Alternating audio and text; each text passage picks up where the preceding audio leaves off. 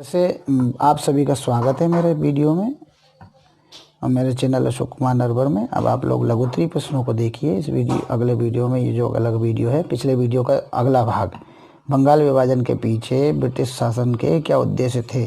जो बंगाल को तोड़ा गया, बांटा गया, उस बांटने के पीछे ब्रिटिश शासन के क्या उद्देश्य थे। ब्रिटिश शासन, अंग्रेज शासन जो था, कुछ ना कुछ तो उद्देश्य होंगे, तभी तो बंगाल को विभाजित किया, बांटा, दो टुकड़ों में तोड़ दिया। बंगाल विभाजन के पीछे अंग्रेजों के निम्नलिखित उद्देश्य थे। क्या उद्देश्य थे? पहला देखिए, ब्रिटिश सरकार के अनुसार बंगाल का विभाजन का उद्देश्य बंगाल के प्रशासन को सुधारना था। बंगाल में जो एडमिनिस्ट्रेशन या प्रशासन चल रहा था, बंगाल में सरकार जो शासन कर रही थी, बंगाल प्रांत एक तो बहुत बड़ा था, अब प्रशासन करना मुश्किल था, तो बंगाल प्रांत जो बड़ा होने के कारण उसमें प्रशासन ठीक से नहीं चल पा रहा था, तो उसमें सुधार लाना था, इसलिए बंगाल विभाजन किया। लॉर्ड कर्जन के मत में बंगाल एक विशाल प्रांत है, बहुत बड़ा प्रांत था, बहुत बड़ी जगह थी, अतः समुचित प्रशासनिक संचालन के लिए उसका विभाजन करना आवश्यक था, दो टुकड़ों में तोड़ना आवश्यक था। पूर्वी बंगाल और पश्चिमी बंगाल, दो हिस्सों में इसको तोड़ना था। चलिए आगे, दूसरा उद्देश्य क्या है? बंगाल का विभाजन का अन्य उद्देश्य बंगाल की संगठित राजनीतिक भावना को समाप्त करना तथा राष्ट्रीयता के वेग को कम करना था। जो बंगाल के लोगों में राजनीतिक भावना संगठित हो रही थी, वो समाप्त करना, और राष्ट्रीयता की जो भावना बंगाल के लोगों में पैदा हो रही थी, उसके वेग को भी, उसकी गति को भी कम करना, ये उद्देश्य दूसरा था।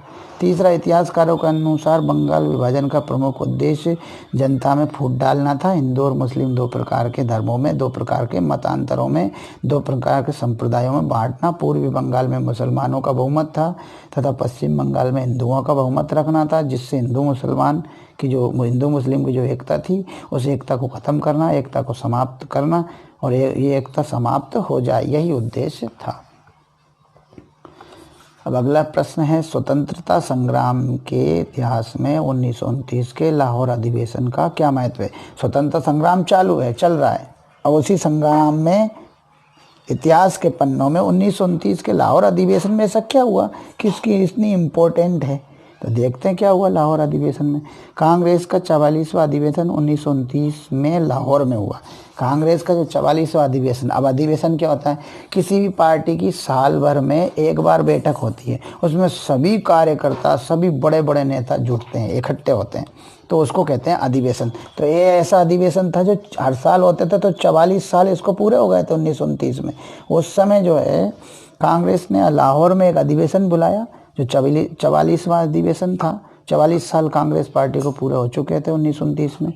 इस अधिवेशन का अध्यक्ष कौन बनाएगा? पंडित जवाहरलाल नेहरू। इस अधिवेशन के अध्यक्ष पंडित जवाहरलाल नेहरू को बनाया गया।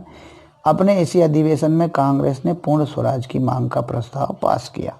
अपने इसी 44वें अधिवेशन 1929 लाहौर के द्वारा जो कांग्रेस ने पूरे स्वराज किया, मतलब पूरी तरह से हम भारतीयों का ही स्वराज हो की मांग का प्रस्ताव पास किया।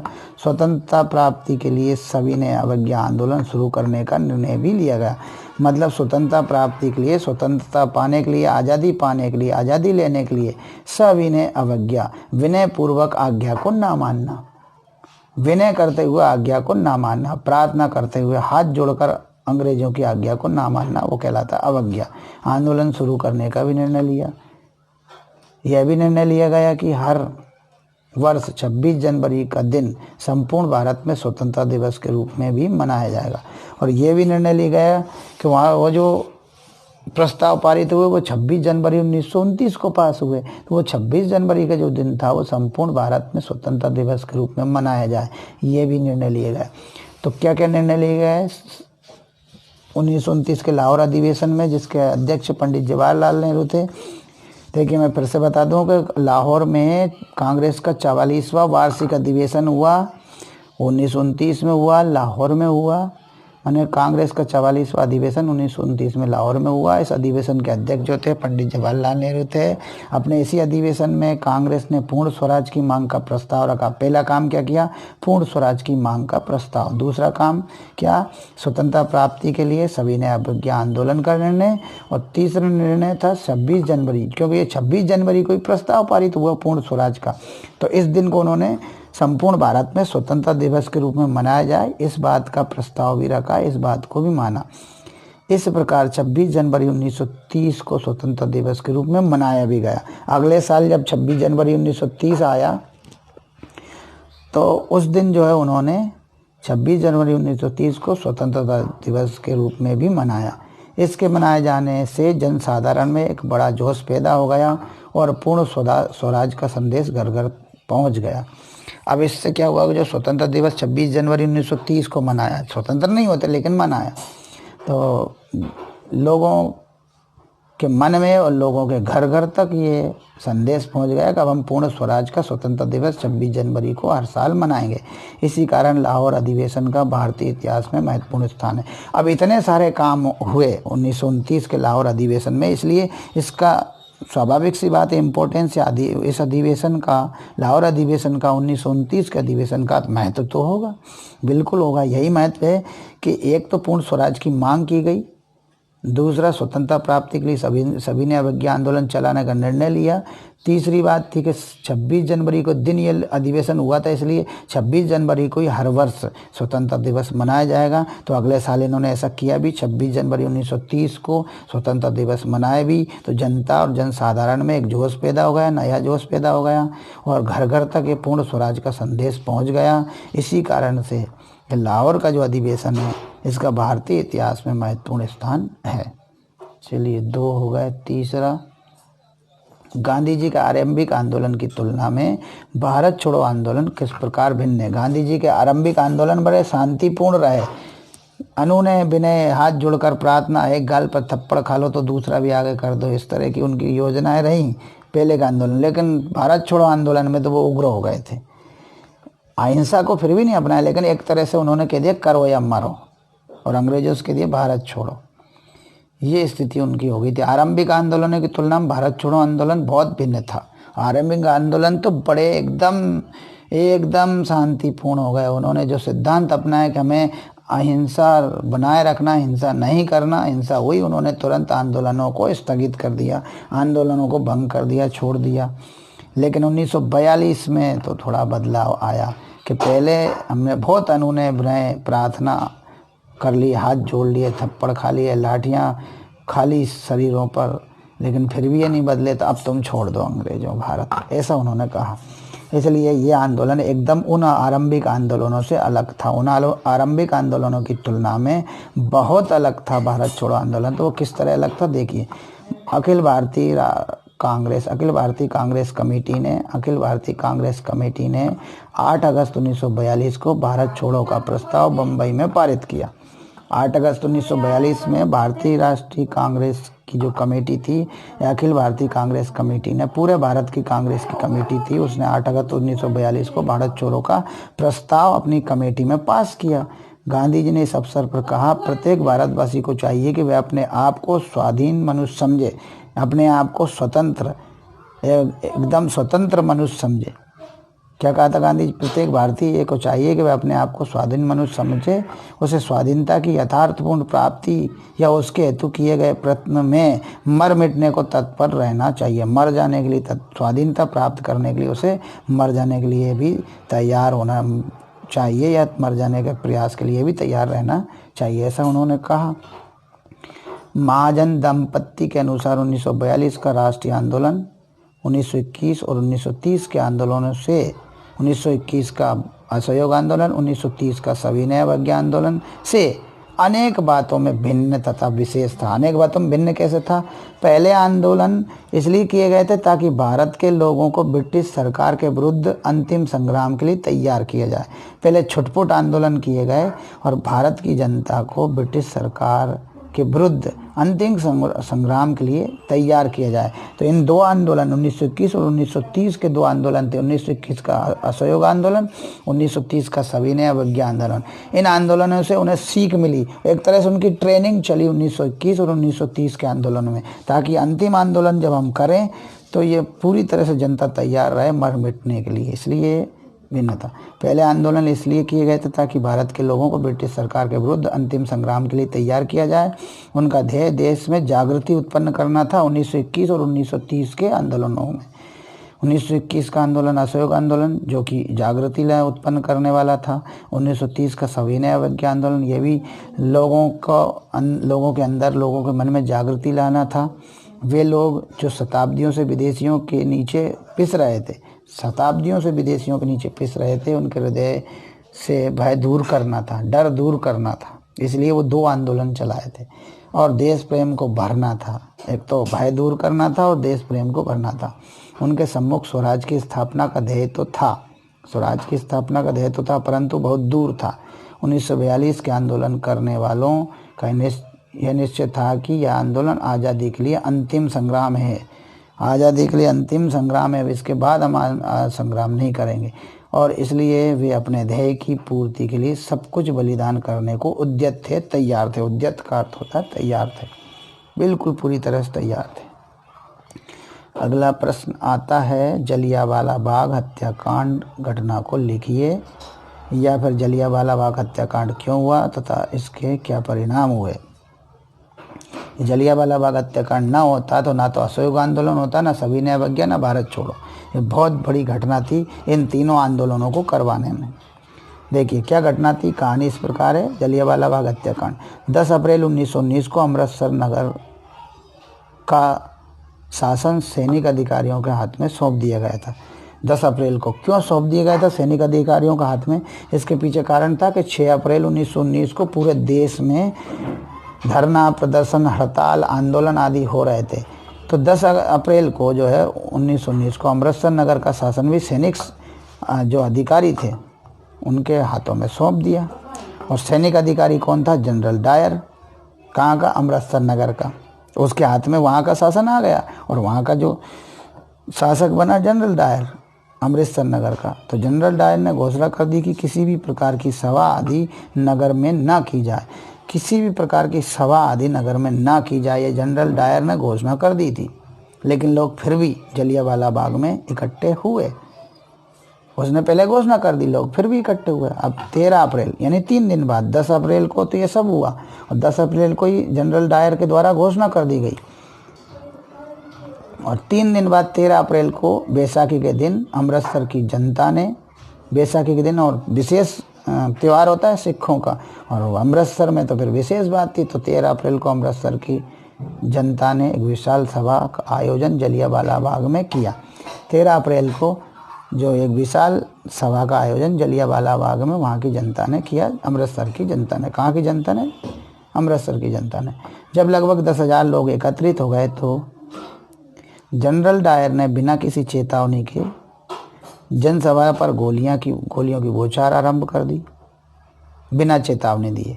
जब उसने देखा कि 10,000 लोग तो बाग में इकट्ठे हो गए, मैंने पहले ही घोषणा कर दी थी 10 अप्रैल को कि इकट्ठे मत होना, किसी प्रकार की सभा मत करना, लेकिन 10,000 लोग बाग में इकट्ठे हो गए। जनरल डायर ने बिना चेतावनी के जनसभा पर गोलियों की बौछार आरंभ कर दी। बाग में निकलने का केवल एक ही रास्ता था, बाग में से निकलने का या निकासी का एक ही रास्ता था, जिसे सैनिक गारद ने रोक रखा था, सैनिकों ने रोक रखा था, सैनिकों के झुंड ने। अतः कोई व्यक्ति निकलकर भाग नहीं सका, कोई भी व्यक्ति निकलकर भाग नहीं सका। परिणाम स्वरूप 300 व्यक्ति मारे गए और 500 बुरी तरह घायल हुए। पंजाब के इस हत्याकांड की देश भर में निंदा हुई।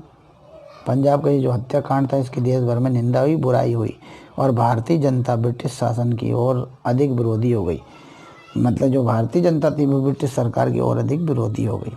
अब इसमें यह भी बताना था 13 अप्रैल को, 10 अप्रैल को तो उसने ऐसा कह दिया और उसी 10 अप्रैल को उसने कांग्रेस के 2 प्रभावशाली नेता थे, सैफुद्दीन किचलू और सत्यपाल, है ना, ये दोनों को उन्होंने क्या कर लिया था? गिरफ्तार कर लिया था। अब इस 10 अप्रैल को गिरफ्तार किया और साथ में घोषणा कर दी किसी प्रकार की सभा मत करो। तो 13 अप्रैल को इस गिरफ्तारी के विरोध में यहाँ पर सभा हुई थी और ये सब जनरल डायर ने वहाँ किया। जो कि यहाँ बताया कि अमृतसर में एक जहाँ बाग था, उसमें सब लोग इकट्ठे हुए। जब 10,000 लोग इकट्ठे हुए, जनरल डायर ने बिना किसी चेतावनी के जनसभा पर गोलियां चलवा दी। और बाग से निकलने का एक ही रास्ता था और उसी रास्ते पर सैनिकों का झुंड खड़ा था। अतः कोई को भी निकल कर भागने की नहीं बन पाई, या कोई भी निकलकर भाग नहीं सका।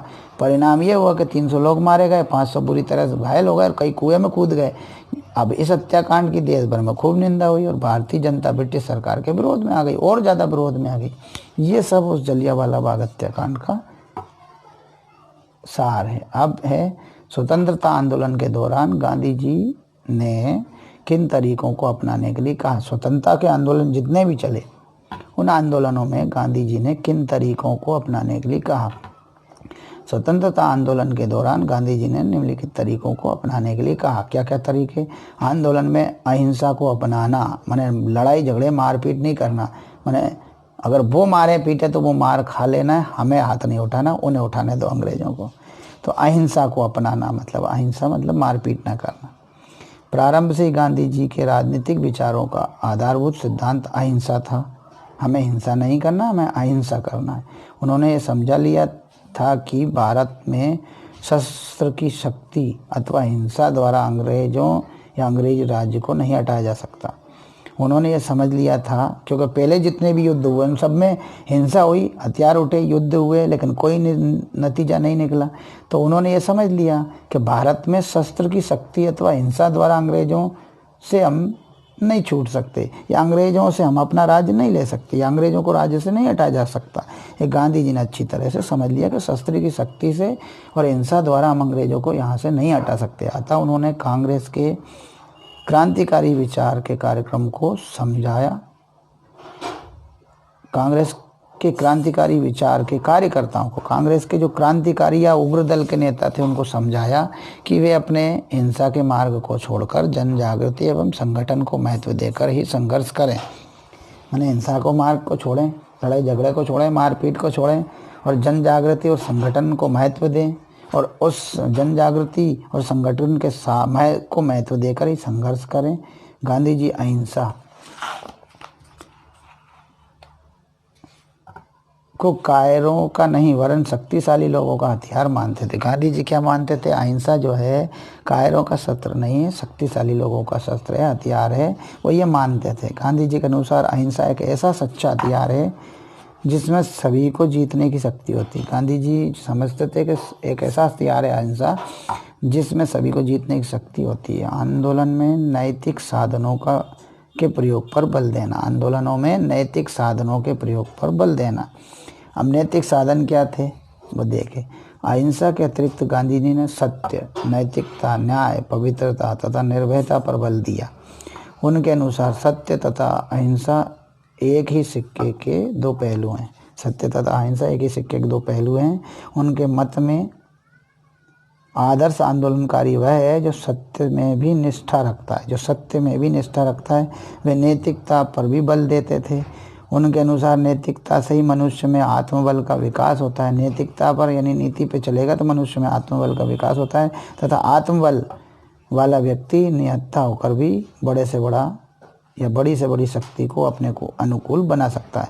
यदि व्यक्ति में आत्मबल यानी नैतिकता से मनुष्य में आत्मबल आता है, स्वयं का बल आता है ना, सेल्फ फोर्स आती है, और फिर सेल्फ कॉन्फिडेंस आता है। और उस आत्मबल से या सेल्फ कॉन्फिडेंस वाला जो व्यक्ति होता है वो बिना हथियार के होकर भी, निहत्था होकर भी, बिना हथियार के होकर भी बड़ी से बड़ी शक्ति को अपने अनुकूल बना सकता है, अपने फेवर में ले सकता है, बड़ी से बड़ी पावर को भी।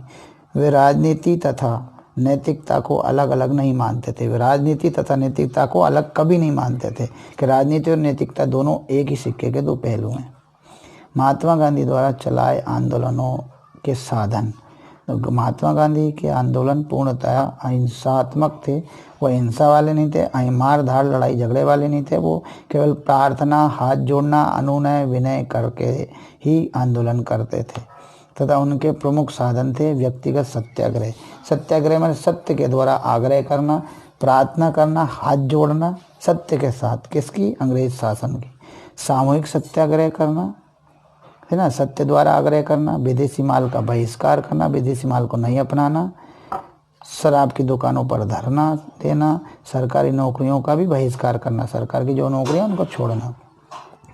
ये विधियां अहिंसक तो थीं पर कुछ कम क्रांतिकारी ना थी। अहिंसक जरूर थी पर बहुत ज़्यादा क्रांतिकारी थी, बहुत ज़्यादा बदलाव वाली थी।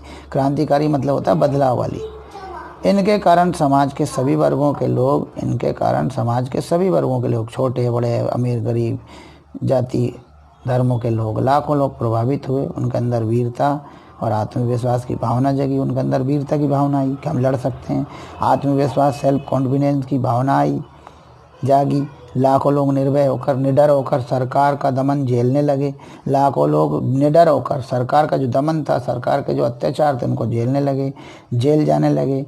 लाठियों और गोलियों का सामना करने लगे। ये सब गांधी जी के द्वारा संभव करवाया, क्योंकि स्वतंत्रता आंदोलन के द्वारा गांधी जी ने किन किन तरीकों को अपनाया, वो 3 तरीके बताए यहाँ पर। वो बहुत अच्छे तरीके थे, उनको अपनाते हुए वो भारत देश ने आज़ादी प्राप्त की। तो मैं इस वीडियो में इतने ही प्रश्नों को लूँगा, अगले प्रश्न को बाद में लूँगा अगले वीडियो में। नमस्कार।